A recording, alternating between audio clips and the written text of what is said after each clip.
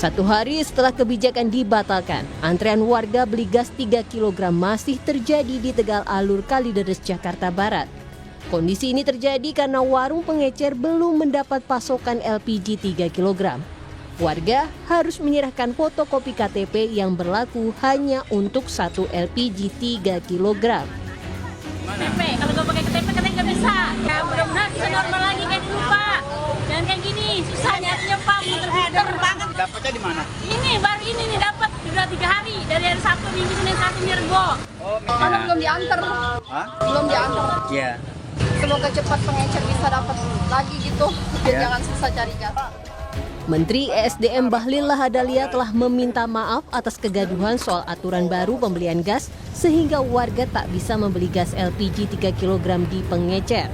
Bahlil meminta agar polemik pemangkasan distribusi LPG 3 kg tidak dikaitkan ke siapapun. Dia menyebutkan jika ada kesalahan, itu adalah kesalahan pihaknya. Kesalahan itu nggak usah disampaikan kepada siapa-siapa. Kami Kementerian SDM yang harus mengambil alih tanggung jawab dan memang tanggung jawabnya itu untuk melakukan perbaikan, penataan. Dan perintah Bapak Presiden adalah wajib untuk tidak boleh ada masyarakat mendapatkan yang tidak cepat gitu. Berarti per hari ini pengecer udah bisa menjual lagi gas 3 kg? Pengecer sudah dinaikkan menjadi sub pangkalan. Ya, dipersalahkan siapa-siapa itu adalah kesalahan kami. Kalau itu ada salah, tapi kalau ada kelebihan, itu adalah kebenaran pemerintah.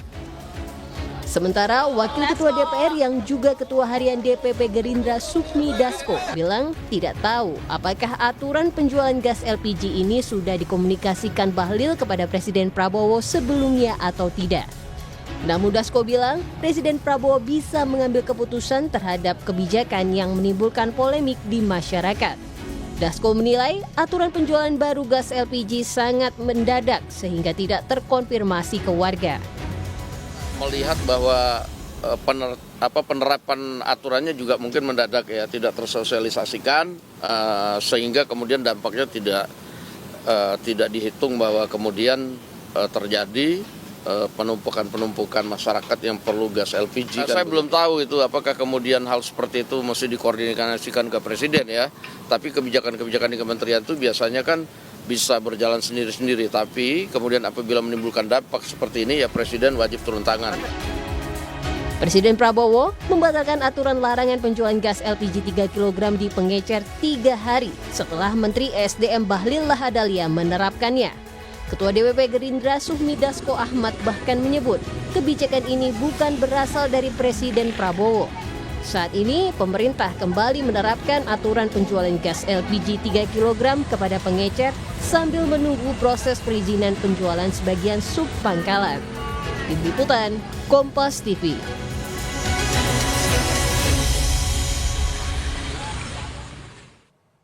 Saudara Presiden Prabowo Subianto membatalkan aturan larangan pembelian gas 3 kg di pengecer 3 hari setelah diterapkan oleh Menteri SDM Bahlil Lahadalia. Pembatalan ini justru disampaikan oleh Ketua Harian Gerindra Sufmi Dasko Ahmad.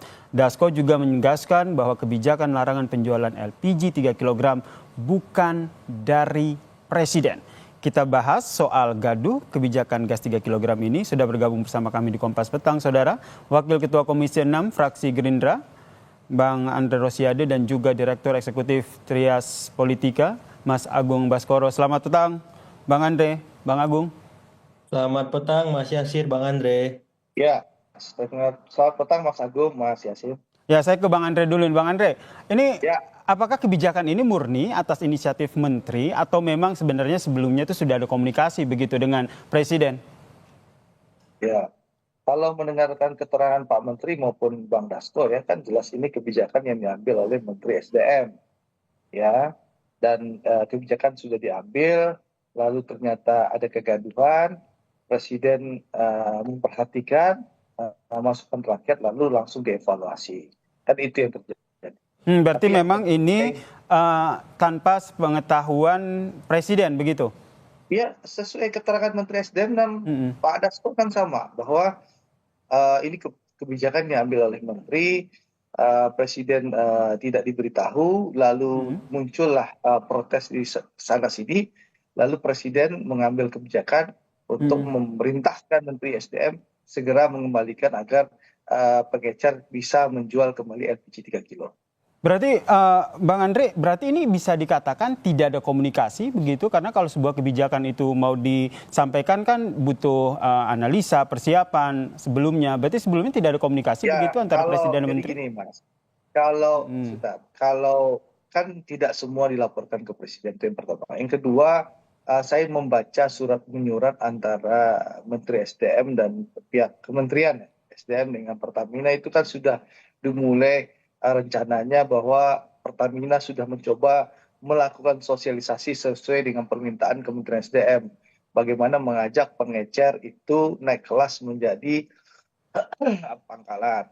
Ternyata dari 330.000 ya pengecer itu yang mau naik pangkalan hanya 1.500 pengecer, di mana 300 sudah menjadi pangkalan, 1.200 on proses. Itu yang terjadi. Tapi pemerintah melalui Menteri SDM memutuskan 1 Februari harus pangkalan. Ternyata masyarakat kaget karena mungkin sosialisasinya belum maksimal, sehingga menyebabkan masyarakat kaget. Yang biasanya beli LPG 3 kilo 10 meter, 20 meter, atau 50 meter paling jauh dari rumah harus beli mencari 500 meter atau 1 kilometer dari rumah. Dan ternyata pun di pangkalan itu ngantrinya luar biasa. Kan sejak habis ngantri barangnya habis. Nah ini kan itu yang saya sampaikan kepada teman-teman Pertamina, karena saya di Komisi 6, mitra saya di Pertamina, saya sampaikan sudah jelas kebijakan seperti itu. Seharusnya Anda melakukan extra dropping ke pangkalan-pangkalan. Kalau pengecer nggak boleh, otomatis orang datang ke pangkalan. Nah pangkalan harus Anda lakukan extra dropping. Nah itu yang saya protes waktu itu ke Pertamina. Berarti memang belum ada komunikasi begitu ya antara Presiden dan kan, juga meskipun tujuannya baik, mungkin karena kurang sosialisasi, kan tujuan awalnya sebenarnya baik ya. Ya kan, untuk memastikan konsumen mendapatkan harga murah sesuai dengan HIT. Tapi mungkin tata caranya dan sosialisasi kurang tepat akhirnya menimbulkan keramaian. Sehingga akhirnya dibatalkan oleh Presiden Prabowo Subianto walaupun baru 3 hari ya. Saya ke Mas Agung dulu. Ini Anda melihatnya seperti apa komunikasi antara Presiden dan juga menterinya? Ya, tapi Presiden mendengarkan itu langsung merespon dengan cepat. Melalui ketua harian kami, Pak Dasko, yang juga wakil ketua DPR, langsung menyampaikan. Dan alhamdulillah, sejak kemarin kita bisa lihat situasi sudah kembali normal, pengecer sudah bisa berjualan LPG 3 kilo dan juga tidak ada antrian karena ada. Kami tangkap ya yang dimaksudkan oleh Bang Andre. Saya kasih kesempatan ke Mas Agung. Mas Agung melihatnya seperti apa nih komunikasi antara Menteri dan juga Presidennya terkait dengan kebijakan ini? Ya, pertama harus dievaluasi total ya Mas Yasir ya. Karena memang kebijakan ini memberikan kegaduhan yang luar biasa, bahkan menimbulkan korban jiwa. Tadi pagi tambah 1 orang lagi, korbannya jadi 2. Jadi evaluasi total untuk seluruh menteri, karena ini udah 2 kali presidennya terjadi. Pertama di PPN yang tidak jadi naik 12%, kemudian soal gas LPG 3 kg. Jadi saya kira semua menteri harus di-retreat kembali nih. Ya supaya tidak offside, tidak melakukan blunder-blunder komunikasi publik yang eksesnya luar biasa. Karena kita tahu ini kan ya hajat hidup orang banyak ya. Jadi pertama itu, karena saya tidak ingin juga Pak Prabowo menjadi damkar terus. Ya, ada kebakaran di sana, di sini dipadamkan. Ada kebakaran. Ini ya kita apresiasi Pak Prabowo, tapi manajemen seperti ini tidak boleh diteruskan lagi. Karena apa? Karena bisa membuat ya publik kacau, riuh terus, kita nggak akan stabil kalau seperti ini pola kerja menteri-menterinya dalam berinteraksi, membuat kebijakan, mensosialisasikan, dan seterusnya, dan seterusnya. Jadi saya kira yang pertama itu. Dan sedikit banyak bisa mengganggu citra legitimasi pemerintah dalam jangka waktu ya menengah. Ya kemarin kan udah positif tuh jangka pendek 100 hari. Nah berikutnya harus lebih baik lagi. Saya berharap hal semacam ini yang pertama dan terakhir, ya mau nggak mau yang kayak gini harus disemprit. Komunikasinya harus diperbaiki begitu ya. Kalau kita lihat ini harus diperbaiki. Bang Andre melihatnya seperti apa? Ini komunikasi harus diperbaiki antara menteri dan juga presidennya. Komunikasi baik-baik saja ya. Memang ini tidak dilaporkan. Lalu setelah presiden mengetahui, langsung presiden memanggil, menelpon Pak Bahlil memberikan instruksi. Jadi komunikasi baik-baik saja di kabinet. Cuma Karena tidak memang ini dilaporkan kebijakan di awal begitu yang ya oleh Menteri Bahlil jadi ya. jadi Yasin, jangan digiring opini dulu. Ini komunikasi Baik. baik-baik saja, hanya memang Pak Bahlil tidak melaporkan, lalu mengambil kebijakan, lalu kebijakannya menimbulkan kegaduhan, Presiden mendapatkan aspirasi dari masyarakat, tentu Presiden mengambil kebijakan cepat. Ya, karena sekali lagi pemerintah Pak Prabowo ini apapun kebijakannya tujuannya baik untuk rakyat. Sebenarnya awalnya kan tujuan Pak Bahlil ini baik, tapi memang kurang tepat, sosialisasinya kurang maksimal, lalu juga belum siap instrumennya, tapi sudah dilaksanakan. Tujuan baik dengan cara yang kurang tepat tentu menimbulkan kegaduhan. Nah, pemerintah langsung, Pak Presiden langsung mengambil kebijakan setelah mengetahui itu, langsung memerintahkan kembalikan ke seperti awal. Mendengar suara rakyat sehingga akhirnya Nanti mengambil kebijakan sambil itu ya, jalan, nanti Mas Andre ya. pengecer-pengecer ini akan dibantu untuk menjadi sub-sub pangkalan. Seperti Baik, itu. saya ke Mas Agung. Mas Agung, ini kalau kita lihat komunikasinya baik kata Bang Andre. Tapi kalau kita lihat ini kan sebenarnya ada beberapa kebijakan yang seharusnya memang bisa diambil tanpa sepengetahuan Presiden atau harus dikomunikasikan dulu. Menurut Anda pola komunikasi seperti apa yang harus dilakukan ataupun dijalin antara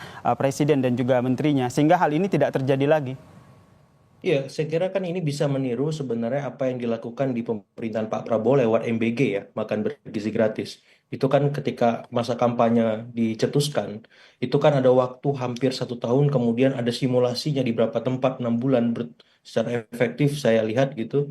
Nah, saya kira kebijakan-kebijakan yang luas macam ini tiru aja MBG, semua menteri.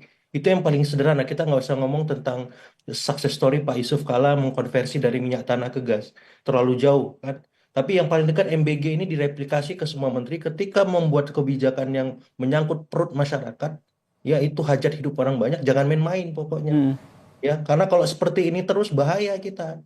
Ya, bisa nggak stabil, bisa ricu, bisa kacau di mana-mana gitu. Jadi kalau belum siap, ya udah bertahap dulu, misalkan di Jakarta dulu misalkan atau di mana yang minimalis. Karena Pak JK waktu itu mensimulasikan konversi minyak tanah ke gas itu yang paling sederhana, dia studi banding dulu ke Cina. Tapi kalau kita lihat Mas Agung ini kan sebenarnya jadi citra bagus untuk Prabowo karena mendengar aspirasi rakyat kemudian akhirnya membatalkan kebijakan tersebut. Betul.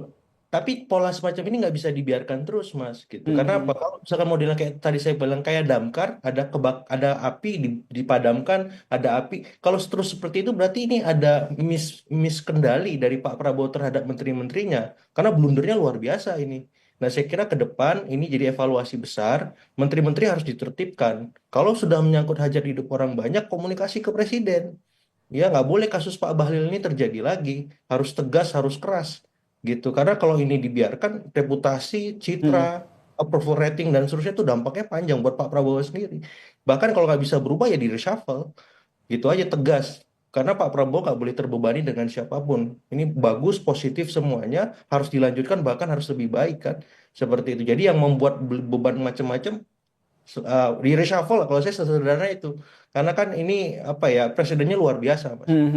Kelihatannya gas PL 3 kilo, tapi ternyata banyak ratusan ribu ternyata. Mungkin akan direshuffle kebijakan terkait hal ini, singkat saja.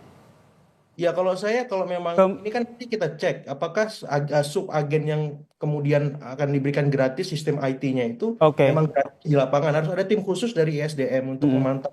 Baik, saya tangkap. Kalau ke Mas Andre, kemungkinan akan ada reshuffle nggak Mas Andre? Ya atau tidak? Mas Yasin, ini pertanyaan ada-ada aja. Kalau reshuffle itu kewenangan presiden, nanya ke saya. Gitu. Kemungkinannya seperti apa? Kan kita membaca peluang. Jadi gini, Mas, membaca dari apa yang disampaikan oleh Mas Agung ini, Mas Andre. Mas Yasin, di Kompas kebiasaan memframing aja. Sedikit mau reshuffle, sedikit begini. Jadi gini, yang jelas begini, kebijakan pemerintah Prabowo akan selalu berpihak kepada masyarakat. Ya, betul. Kami tangkap. Prabowo akan selalu mendengarkan aspirasi masyarakat. Dan itu sudah dibuktikan. Ada komplain dari masyarakat, pemerintah langsung melakukan evaluasi. Yang jelas ke depan tentu ya kita akan berharap para menteri akan lebih berhati-hati dan seperti tadi dimasukkan Mas Agung bahwa hal-hal yang menyangkut kepentingan rakyat banyak tentu wajib menteri mengkonsultasikan kepada presiden. Karena Baik. bagaimanapun juga yang mendapatkan mandat dari rakyat itu namanya Presiden Prabowo, Oke. bukan menterinya. Kami Jadi tangkap tentu Bang sekali Andre, lagi masukan- perspektifnya ini hubungan presiden dan juga masukan menterinya tentu akan kondisinya menjadi- baik-baik saja berarti ya, terkait Ya, dengan jadi- kebijakan yang diambil ini. Ya, Baik, terima kasih waktunya, jadi sekali lagi, Bang Andre.